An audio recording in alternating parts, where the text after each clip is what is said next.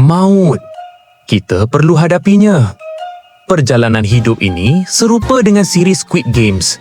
Manusia mengejar kekayaan, kemasyhuran dan kekuasaan.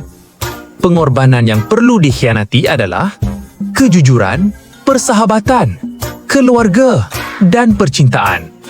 Maut ada di mana-mana, walaupun di tempat paling selamat. Di mana?